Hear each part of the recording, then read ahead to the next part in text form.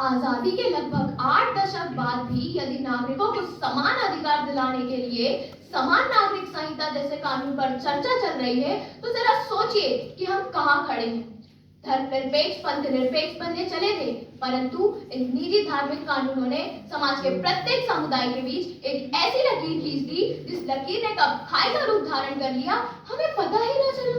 और यदि मेरे विपक्ष वाले इस गलतफहमी में जी रहे हैं कि इन निजी धार्मिक कानूनों ने खुद इनके ही लोगों का कुछ भला किया है, तो जरा चश्मा उतारिए और खुली आंखों से देखिए कि किस प्रकार इन निजी धार्मिक कानूनों का सहारा लेकर समाज के रूढ़िवादी सोच के लोग खुद अपने ही लोगों पर जाति और लैंगिक असमानता थोपकर उनका शोषण कर रहे हैं। ऐसे निजी कानून जो खुद उनके ही लोगों को स्वतंत्रता से जीने के अधिकार दिलाने में असमर्थ रहे हो, लैंगिक असमानता दूर करने में असमर्थ रहे हो, धर्मनिरपेक्ष राष्ट्र का तमगा हमारे पास होने के बाद भी धर्मनिरपेक्ष बनाने में असमर्थ रहे हो, तब सचमुच में आवश्यकता है एक ऐसे कानून की जो कि हमारे देश में प्रत्येक समुदाय के बीच एकता और समानता को बढ़ावा देगा, कानूनी प्रणाली में सुधार कर सकेगा और न्यायपालिका मजबूत बनाएगा, और इन सबसे बढ़कर नागरिकों को उनके व्यक्तिगत जीवन और स्वतंत्रता के अधिकार की रक्षा कर सकेगा।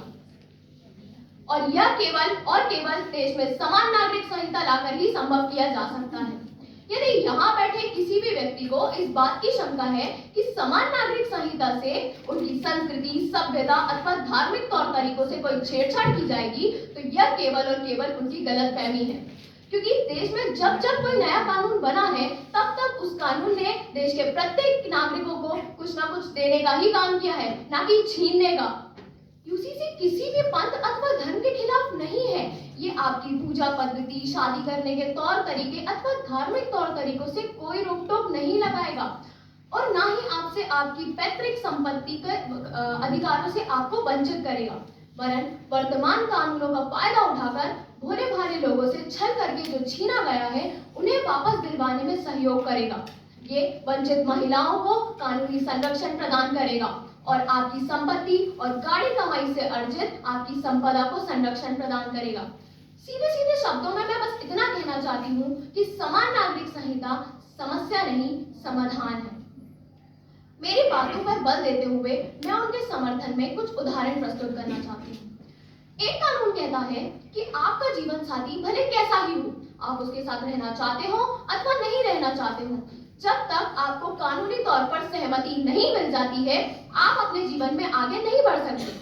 वहीं दूसरी ओर दूसरा कानून कहता है कि आपका निर्वहन आपके जीवन साथी के साथ कितना ही अच्छा क्यों नहीं चल रहा हो, आप निजी धार्मिक कानूनों का सहारा लेकर दूसरी, तीसरी, चौथी शादी कर सकते हैं। एक और आपको अपने ही पिता की संपत्ति पर हक जताने के लिए 20 से 25 वर्षों तक का लंबा संघर्ष तय करना पड़ता है। वहीं दूसरी ओर एक कमेटी के कुछ लोगों के इतना कह देने से कि वो फलाना संपत्ति हमारी है, हम उनसे एक सवाल तक नहीं पूछ सकते। और ये वह संस्थाएं हैं जिनकी भारत के संविधान के प्रति कोई जवाबदेही भी तय नहीं है। यदि आप सभी उपयुक्त उदाहरणों से आपको ऐसा नहीं लगता कि हमने इन कानूनों को, इन रूढ़िवादी कानूनों पर अगर शीघ्र अतिशीघ्र नहीं सुधारा, तो हम भारत को एक राष्ट्र की संकल्पना से अत्यधिक दूर कर देंगे। कब तक, आखिर कब तक अनुच्छेदों और धार्मिक कानूनों की आड़ में जिम्मेदारियों से बचते रहेंगे?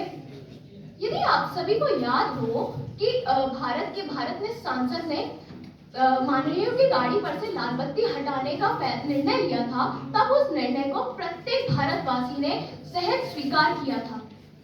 वह भी इस भावना के साथ कि अब जाके हमारे देश में वीआईपी कल्चर खत्म होने की शुरुआत हो चुकी है। तो अब आप ही बताइए कि धर्म पर निर्धारित कुछ विशेष वर्गों को मिल रही विशेष सुविधाओं को भी अब वापस लेने का समय आ गया है। यहाँ पे बैठे सभी व्यक्ति, भले ही वह विपक्ष में क्यों नहीं बोल रहा हो, विशेष दर्जा और वीआईपी ट्रीटमेंट से तो वह भी चिढ़ता है।